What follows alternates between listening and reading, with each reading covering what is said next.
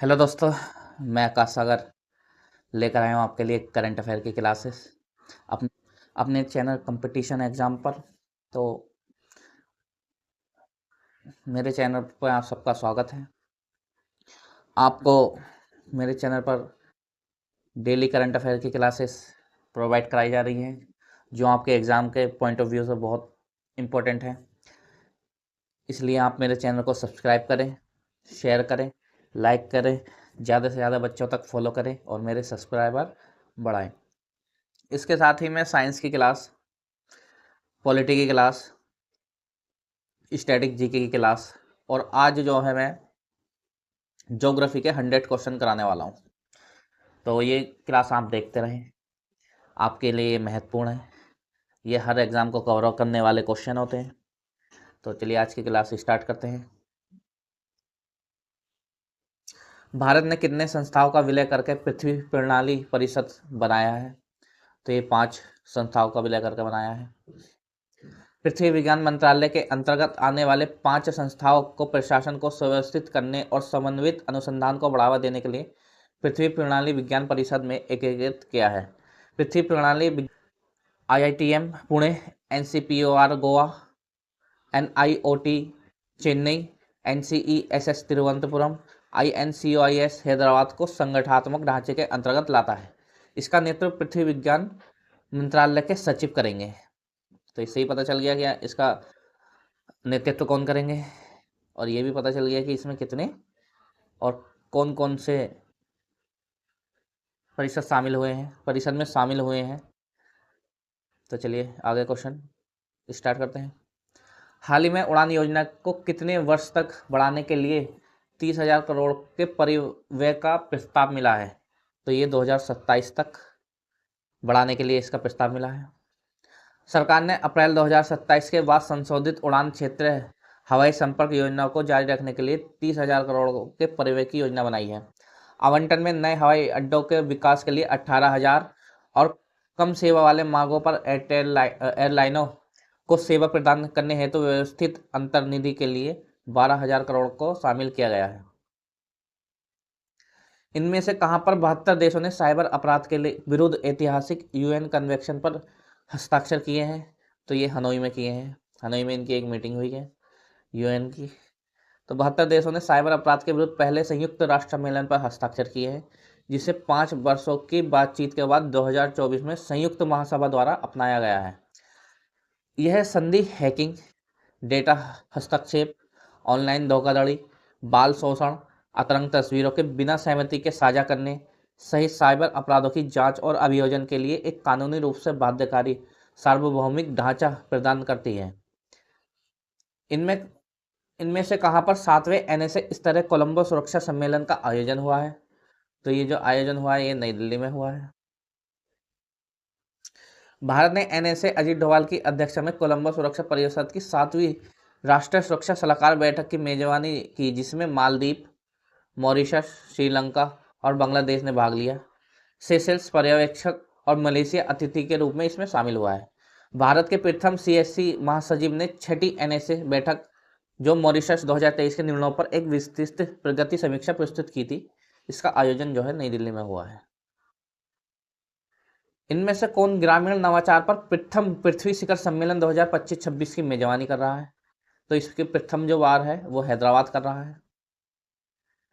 हैदराबाद नाबार्ड और IAMAI द्वारा संयुक्त रूप से आयोजित प्रथम पृथ्वी शिखर सम्मेलन 2025-26 की मेजबानी करेगा, जिसका विषय वैश्विक परिवर्तन के लिए ग्रामीण नवाचार को सशक्त बनाना है।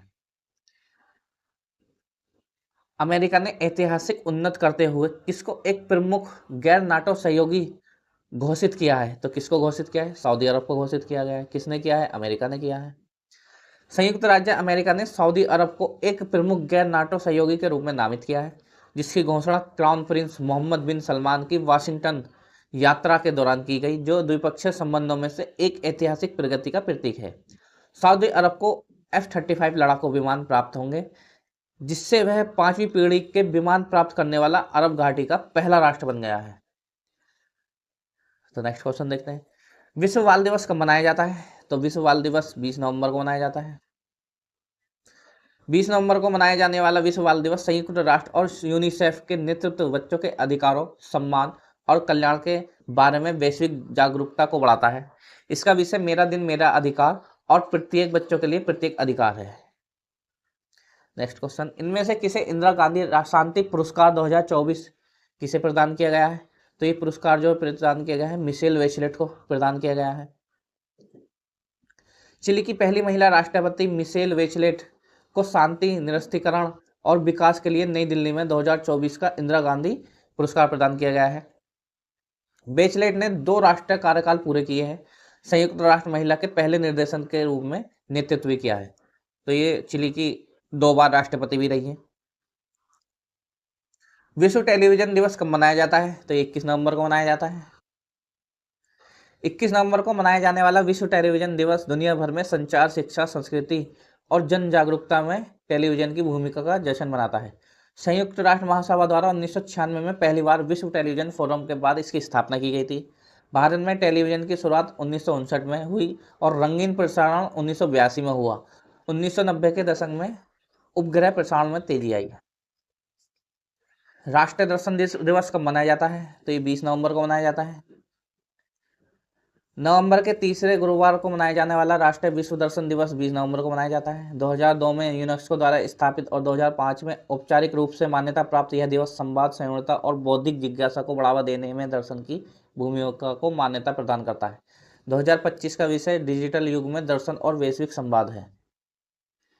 इनमें से कौन सा खिलाड़ी सभी पूर्ण 11 सदस्यों के खिलाफ शतक लगाने वाला पहला खिलाड़ी बन गया है? तो ये जो खिलाड़ी बना है ये शाई होप बना है। वेस्ट इंडीज के कप्तान शाई होप ने इतिहास रच दिया है। वे सभी 11 पूर्ण सदस्यों के खिलाफ शतक लगाने वाले पहले खिलाड़ी बन गए हैं। होप के नाम अब तक 13 अंतर्राष्ट्रीय शतक है, जो किसी भी क्रिकेटर द्वारा बनाए गए सबसे अधिक शतक है। उन्होंने महिला जयवर्धने और क्रिस गेल को पीछे छोड़ा है। मतलब 11 पूर्ण देशों के खिलाफ अब तक के सबसे अधिक अंतर्राष्ट्रीय शतक है, यानी हर टीम के खिलाफ एक शतक बनाया है। अमेरिका ने भारत को कितने मिलियन डॉलर के हथियार बेचने की मंजूरी दी है? तो ये जो मंजूरी दी है 93 मिलियन डॉलर की मंजूरी दी है।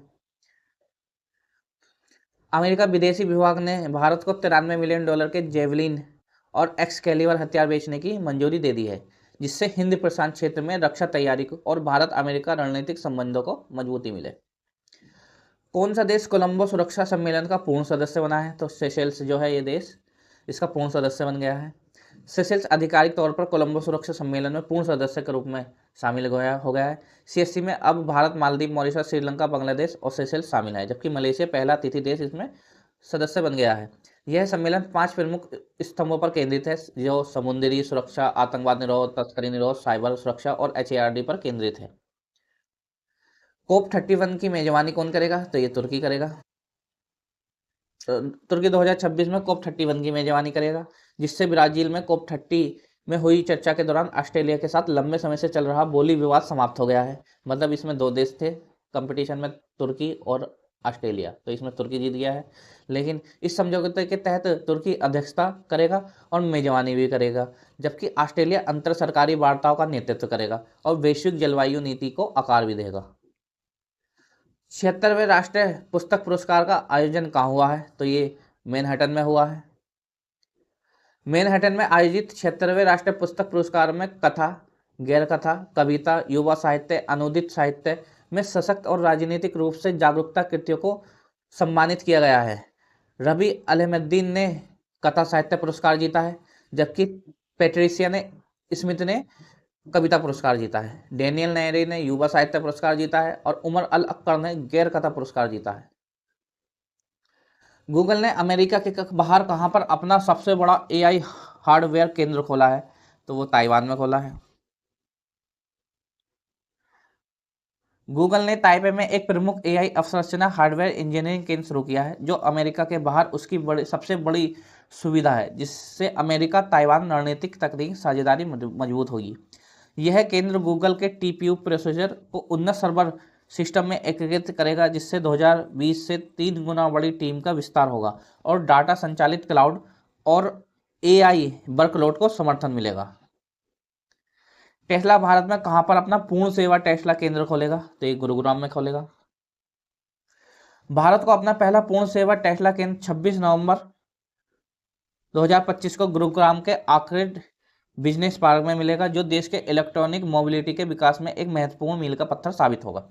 टेस्ला इंडिया का अब संचालन लंबरगिनी इंडिया के पूर्व प्रमुख शरद अग्रवाल के हाथों में है। इस लॉन्च के साथ भारत टेस्ला के 50वां वैश्विक बाजार बन गया है। और थैंक यू। हमारी क्लास यहीं समाप्त होती है। हमारी क्लास को लाइक करें, शेयर करें, सब्सक्राइब करें, ज़्यादा से ज़्यादा बच्चों तक पहुँचाएं ताकि उनको अच्छा कंटेंट मिल सके और हर क्वेश्चन उनको प्रोवाइड हो। इसके साथ ही क्वेश्चन को एक्सप्लेनेशन किया गया हो। सिर्फ क्वेश्चन कराने से ही क्वेश्चन पेपर में नहीं आते हैं, तो उनका एक्सप्लेनेशन होना भी ज़रूरी है। तो हमारी क्लास यहीं समाप्त होती है। Thank you.